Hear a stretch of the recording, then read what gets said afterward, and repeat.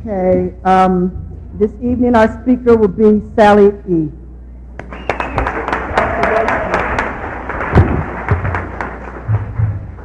Hi, my name is Sally, and I'm an addict. And I got clean September 1st, 1969.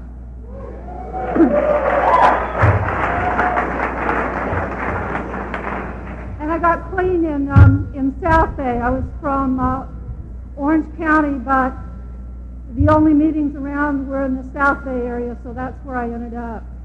And I kind of ended up in South Bay because I was bouncing in and out of another 12-step fellowship. And I came back from a run into that fellowship, and there was a little old lady there, and she came up to me and she said, "You know, dear, there are places for people like you." And so I backed up a couple of paces, and I said, "Yeah, I know, I've been in some of them." And she gave me the name and the phone number of a guy out in Anaheim, and I called him up, and he took me to my first Narcotics Anonymous meeting in South Bay, and I stayed clean from that point on.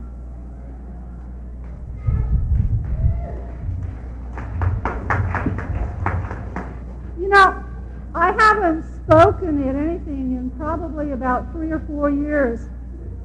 And about 3 or 4 years ago, I kind of stopped taking them because I got real scared. And at that particular point in time, I was into comfort. And I had just gone through my closet and thrown out all my underwire push-up bras and all my control top pantyhose because I wanted to be comfortable. And I stopped speaking at these things because I would get so scared. And I don't know, when they called me up and asked me to speak at Dinosaur Day, I kind of felt like, God, I'm a dinosaur? I didn't think I'd ever live long enough to be considered a dinosaur, so I couldn't turn it down. I'm really glad to be here. I'm really thrilled. And I'm not anywhere near as scared as I thought, although I'm kind of scared.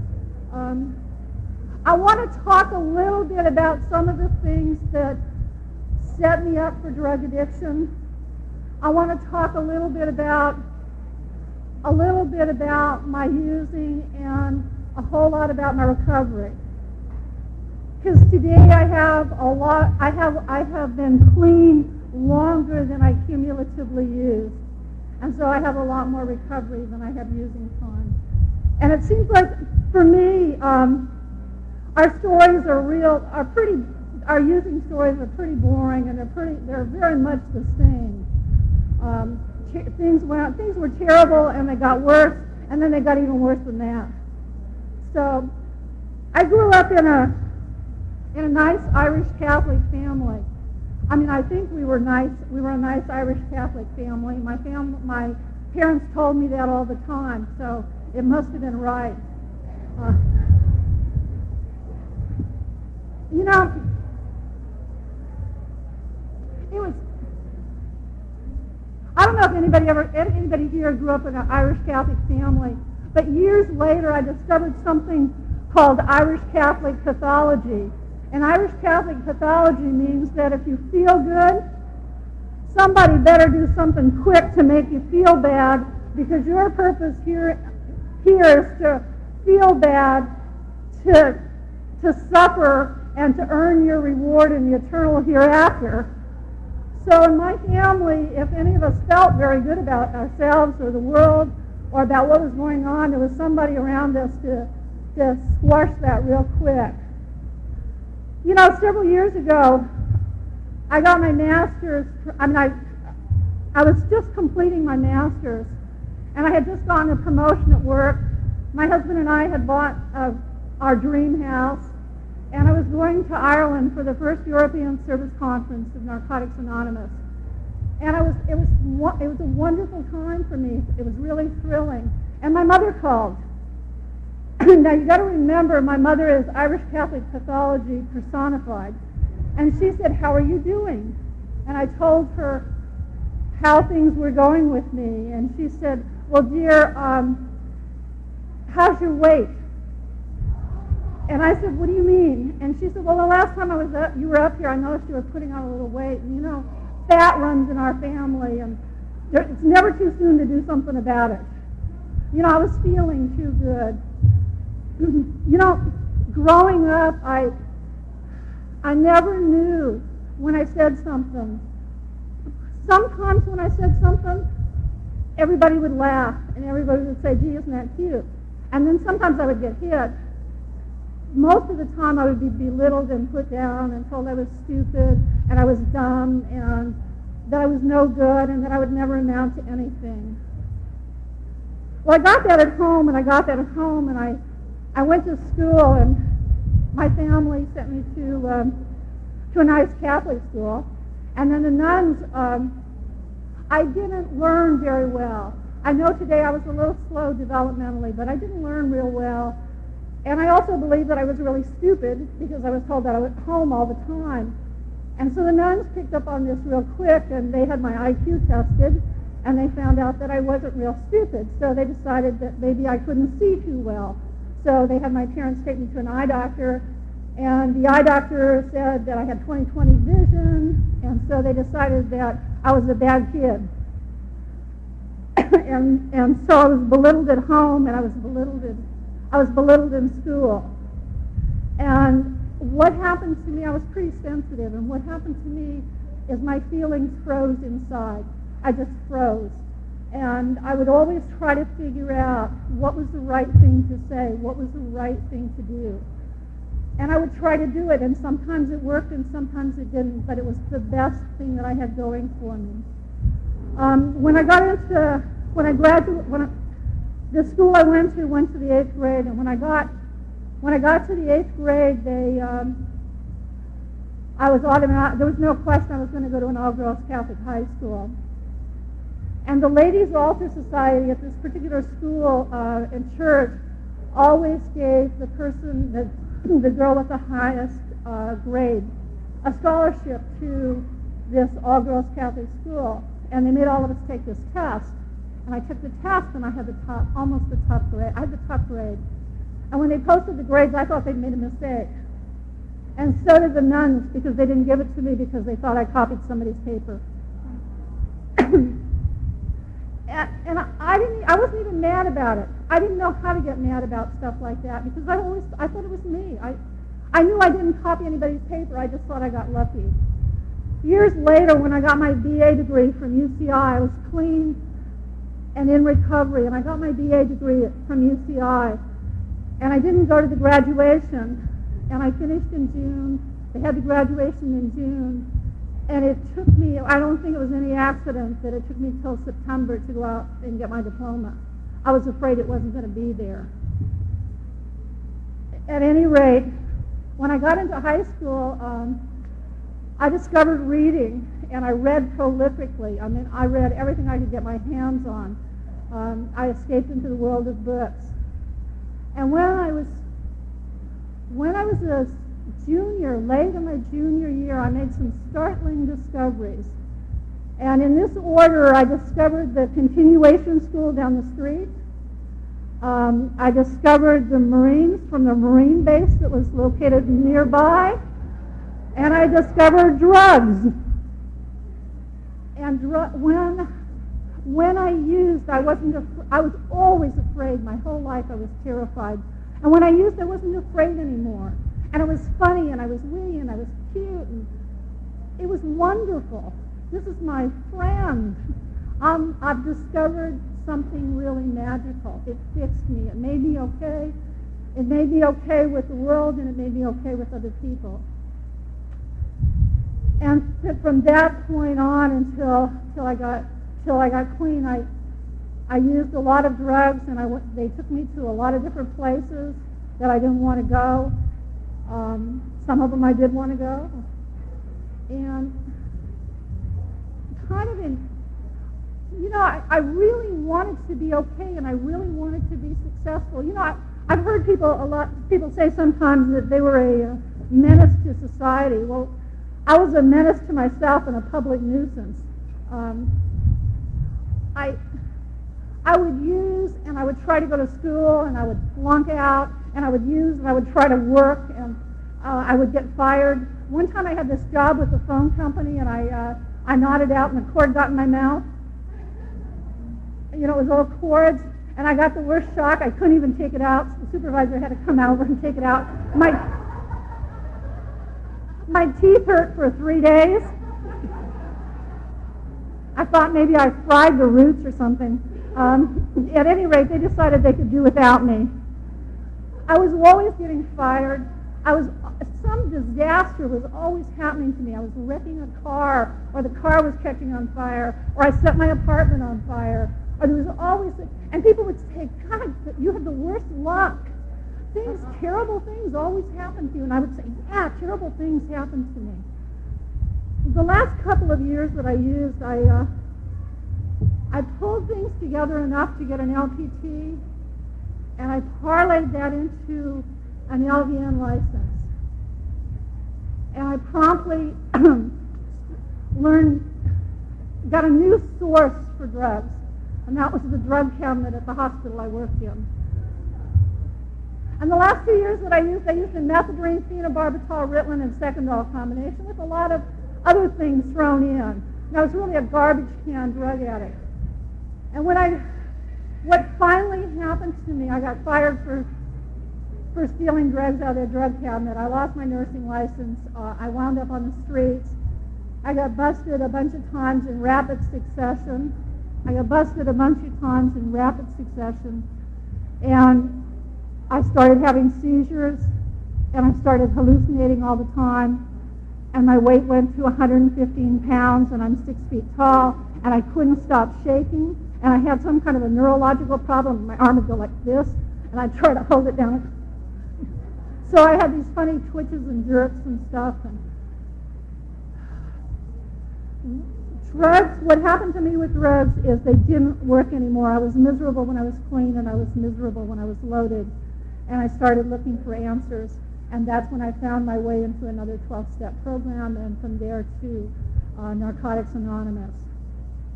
The first year I was clean was dreadful. I mean, it was just horrible. It was one disaster after another.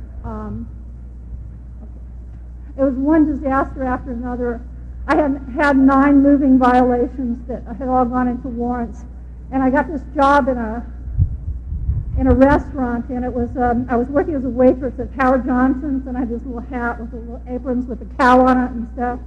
And they came and arrested me off my job for these traffic tickets, and they only had 4 of them. So I went back and I told my boss that I had forgotten to pay a traffic ticket, and that's why they came and got me. I didn't tell them it was 9, and I was real happy because they lost the other 5. Well, 2 days later, they came after me off the same floor in the same restaurant for the other 5. So my boss didn't take too kindly to that. He didn't like his waitress going out the door. So I got fired from that job. I fought a felony possession charge all the way up until I had a few months clean, and I remember going to court with that, and I felt pretty good about that when I went to court on that one. I kind of had surrendered. I turned it over. I thought it was going to be okay.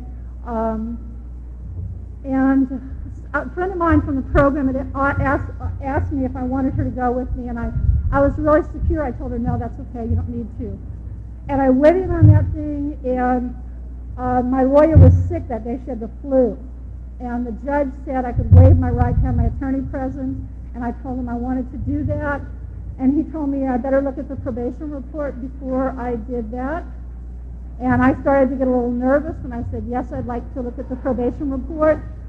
And I had a probation report recommending 2 years at CRC. And so I came back and I said, I want my lawyer now.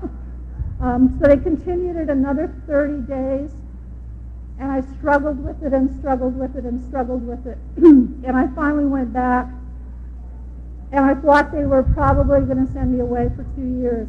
And the judge looked at me and he said, I don't know why I'm doing this. I don't know what's the matter with me. I think I'm probably going to regret it. But I'm going to continue you on probation, and you better never do anything again, ever. And that was, I already kind of told you about my Catholic background, and I really had no interest in this God stuff I just kind of left them out of the steps because I didn't really have any interest in that. When that happened, I started to think, hey, maybe there is something to this God stuff. Maybe there really is something.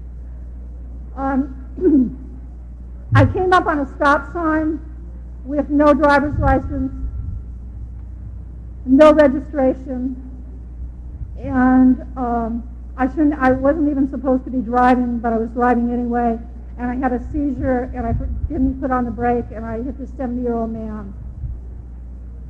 And he got out of his car, which was totaled.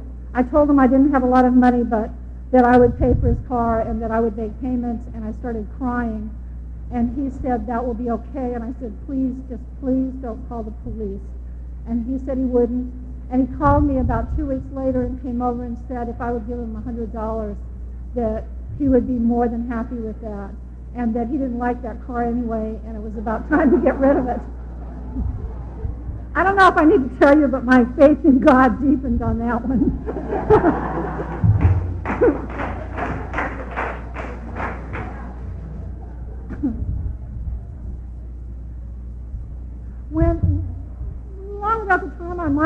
Long about the time I had about 2 years, things started to get a little bit better, and things got a lot better. And, I came from such an abusive background. It wasn't as abusive as some of the backgrounds you all have come from, but it was pretty abusive. And,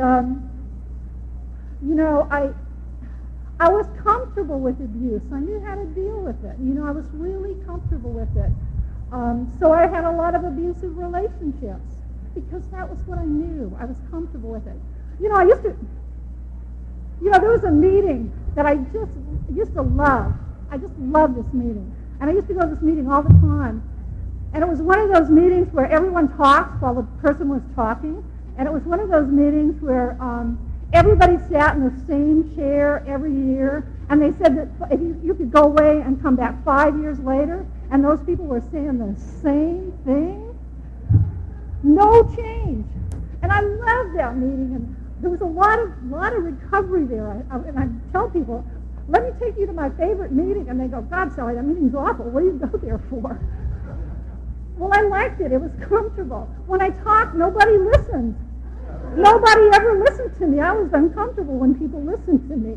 I was afraid you would find out that I didn't have anything to say. So I was uncomfortable when you listened. So I was real happy in that abusive meeting until I started to get better. One day I said, what am I doing here? But I see a couple of people smiling, and I think they know which meeting I'm talking about. You spent some time being abused there, too. Well, anyway, when I had about 5 years, I hit a wall. And I see a lot of people who get to 5 years and go out at 5 years, or around 5 years. I really believe that 4 to 6 years is a really tough time in this program. I was clean. I was coming up on 5 years. There were a lot of things in my life I wasn't happy about. I wasn't happy about all the abusive relationships I was in.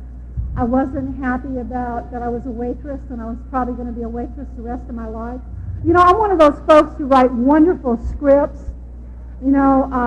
If I got this dead-end job, I know I'm going to have this dead-end job the rest of my life, and I'm probably going to die in it,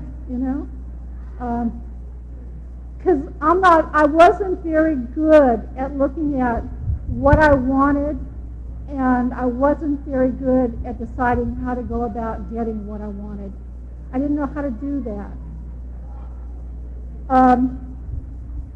So anyway, I had this dead-end job, and one night I was waiting tables in this place. A couple things happened kind of back to back. And I had an abusive boss, of course, So one night I'm waiting tables in this place. This abusive boss comes in and starts yelling at me for no reason. That's pretty par for the course, and he told me to get out. I was fired. So I said, okay, and I went home, and the next day he called me up, and he asked me, where are you? And I said, you fired me last night. He said, I don't want to hear any of your lame excuses. get your butt in here. And do you know I went in? That's the sick part of it. I went in. Anyway, I was there, and that happened. And the next night, there was a lady in the back who was about 10 years older than me, and she was screaming, "That fucking asshole left me 50 cents on a $40 tab," you know. And I'm looking at her, and I go, "Oh my God, I'm going to be like that." So I started crying all the way to work and crying all the way home. And what happened was, I believe that, you know, I told somebody earlier that I have a very, very high tolerance for pain. I mean, I really have a high, I learned that at home, and it's served me badly throughout most of my life. But I have a very high tolerance for pain. So I can sit in pain for a long, long, long time. And what I have learned in Narcotics Anonymous, and what I learned through the steps of this program, is that if I sit in pain long enough, I will do what I have to do to get better. I have a lower tolerance for pain today. That's one of the benefits of this program. But at any rate, I was whining and sniveling to everybody about it. And one day I was over at one of my girlfriends on the program, and I was whining and sniveling to her about my rotten life. And she said, "You know, you have too much trouble to think about it. You ought to go to school." And I said, "I can't. I'm too stupid." Sound familiar? So what happened was, she was registering for school, and she took me with her, and she was trying to encourage me to do it all along, and I'm going, "No, no, no." And I said it was too late. And the lady at the desk said, "No, it's not. Why don't you go ahead and do it?" So I took that as a message from God, and I did it. And 4 years later, I spent a year in that JC and then transferred to UCI, and 4 years later, I got a BA degree. And I got a real job and started building a career.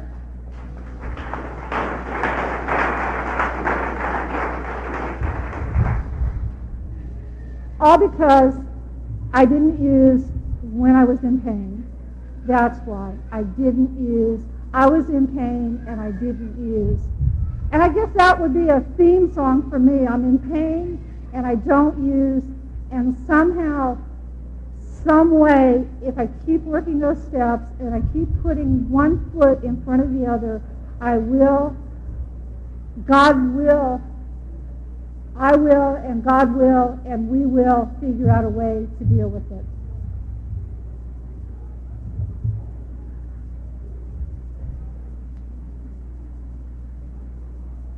I had one of those, you know, I say sometimes I used a lot of drugs, and I'm sure I did a lot of damage, and I have these little blank moments, and I call them flat spots, you know. I just had a little flat spot, so if you see the flat spots, just kind of bear with me.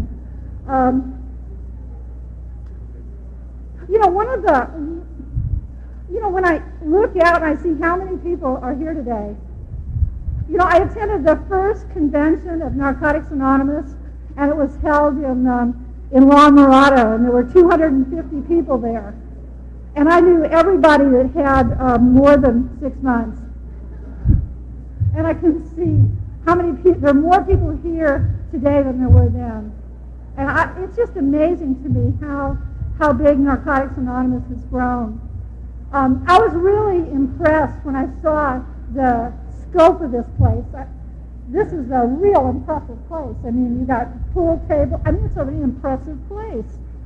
And I was kind of, and you guys all support this. I mean, it really goes. It flies. You know, I was thinking about when I had the privilege of working on the basic text and attending a lot of the literature conferences where it was written. And there was a... Talking to the mic a little bit now, Okay. so they can't get you. Oh, I'm sorry. They want you to talk to them. Okay. Okay. Yeah, I will. Okay. There was a point in time at one of those literature conferences where we didn't have a typewriter, and 3 of us put up the balances on our credit card. It took 3 of us to put up the balances on our credit card to rent to put the down payment down to rent an electric typewriter. Okay? Have we come a long way or what?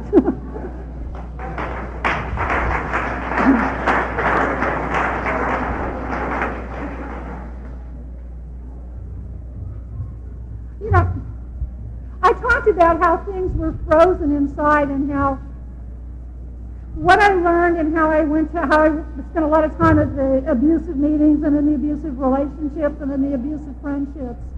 And what really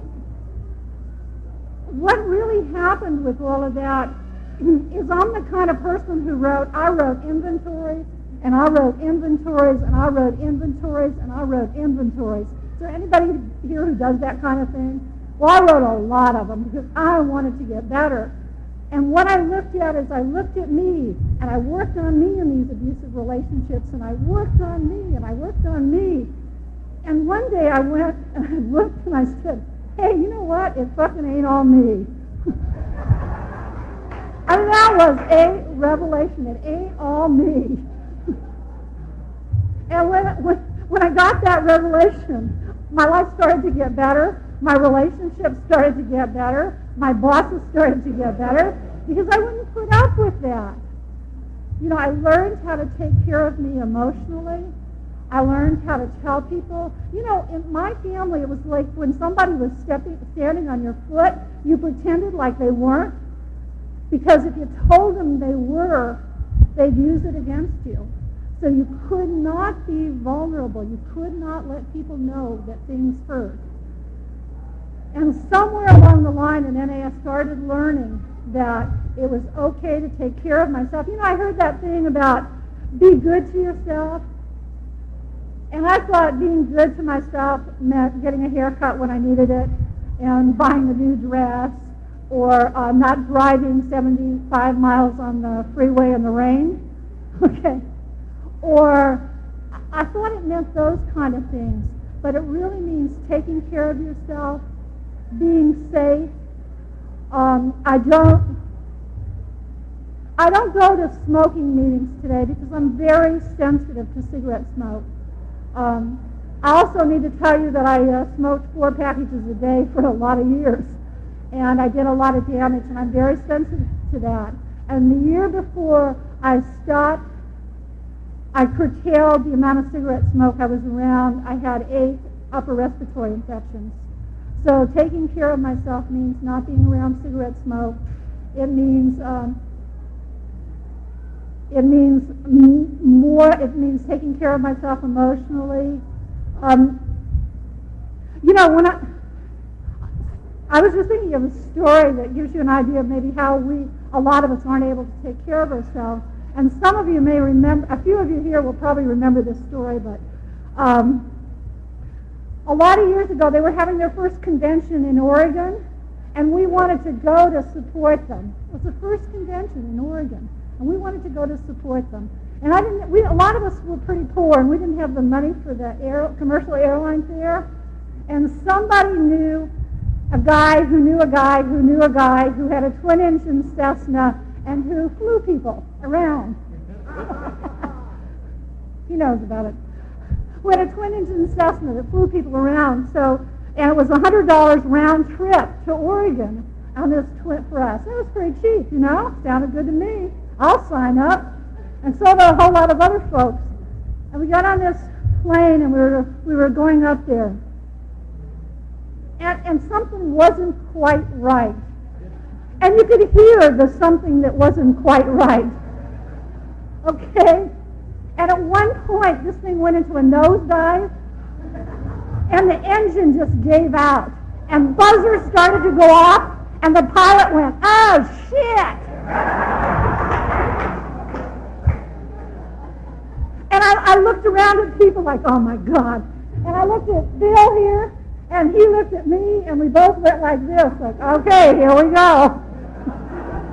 Well, then it, kind of went chug, chug, chug. Well, we did that for a while. Finally, it pulled out of it. We didn't land in Ashland because it was foggy, and we had to go to the nearest airport over, and we were bused back. And so we had a great time at this convention. It was a great story to tell. But Sunday came, and you know, every one of us got back on that airplane. Every one of us. Today I cannot believe that. I mean, I would have hitchhiked. I would have taken the bus. I'd take a commercial air. You couldn't pay me to get back on the airplane today. Every one of us got back on that airplane. And I remember telling somebody about it. They said, "Were you crazy? You got back on that plane?" You mean, well, of course I got back on the plane. What was I supposed to do? I mean, I paid for it, didn't I? Besides, if I didn't get on it, it might hurt his feelings. You know? Anybody know that one? Anybody know that one? I spent a whole lot of my life worried about hurting other people's feelings. And you know, today I know that when I don't speak up, that I'm going to hurt other people's feelings a whole lot worse if I don't take care of it then. Because it's going to build up and it's going to build up and it's going to build up and I'm going to go crazy. And then they're going to go, "What's the matter with you?" You never, you know, in recovery I was able to get, it's like, for me recovery is like the steps and the traditions give me the freedom to live my life the way I want to. It gives me the freedom to have the things in my life I want. And sometimes I'm not real good at, I get I have such an enthusiasm sometimes for life and for living that I tend to get a little carried away with stuff. And tell you a little thing that happened recently that I'm kind of reevaluating and taking some changes, and I'm going to be making some real major changes in my life real soon. My husband and I bought a house. That's what you do. You get clean, you buy a house. And we bought our dream house. It was a 1913 California bungalow that was falling apart. But we knew we could fix it. And we redid the knob and tube 1929 wiring. We redid the 1935 plumbing. We sanded floors. I mean, we just made this house wonderful. And I started going to garage sales and collecting things to put in this house. And I collected over 100 cookie jars that have huge cookie jar collections all over the kitchen, all over. And you know how many times those suckers have to be washed? Okay. And I collected 1920s pottery, and I had that all over the house. And do you know how much dust that shit collects? And I started breeding cat. I got a cat, and I love this cat. And so I thought, wouldn't it be fun to have kittens? So I got another cat. And then I started reading about breeding and breeding lines, and I started breeding to breed pig noses because you can sell them for a whole bunch of money, and you can show them. And so pretty soon I had cats everywhere. And kittens. One Christmas we had 30 kittens. And one day it took me an hour. I don't know how long it had taken me this, because like I said, I have a high tolerance for pain. But it took me an hour I became aware of the fact that every morning it took me an hour to feed these guys and clean up after them in the morning, and it took me an hour in the evening. I decided I saw a little cactus. It was called an epithelium, and I bought a little cutting because I liked it. Well, I have 4,000 of them now. My husband built a greenhouse for them, and they're overflowing the greenhouse. You know how long it takes me to take care of them? Forever. So I've been trying to sell them. They're not real big items. I sold the cat stuff. Got rid of the cats. I have 4 left. Got rid of sold the cookie jars, sold the 1930s pottery. I'm going to sell the house and live a simpler life. I'm somebody who never had anything in my life. I never had anything. I was always poor. My family was poor. We were always scraping, and all of a sudden, I can have things. So I got things. And then I found out everything. And then I found out there's responsibilities with everything. And some of the responsibilities I've chosen not to have anymore. Kind of the dream now is that my husband's getting some additional training, and we're going to sell the house, and we're going to buy a little 32-foot trailer, and we're going to travel around. And I've had the privilege of attending Narcotics Anonymous meetings in a lot of different places. And everywhere I've been, in Dublin, when I was in Dublin, I went to so many meetings there. And people there are very, very poor. I mean, very poor. I mean, the unemployment rate among the fellowship is about 85%. Everybody's on the dole. They're very, very poor. And I had a hotel that was kind of quite a ways out. And every day, 3 people from the fellowship walked 4 miles to this hotel because they didn't have bus fare to see me and to take me around Dublin. And we walked because they didn't have money. But that, there are things like that. I have 1,000 stories of 1,000 people in 1,000 different places who touched my heart.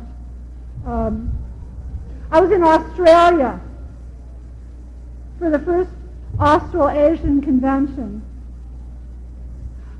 And when I was in Sydney, there were just a few meetings there when I was there, and now I understand there are several hundred.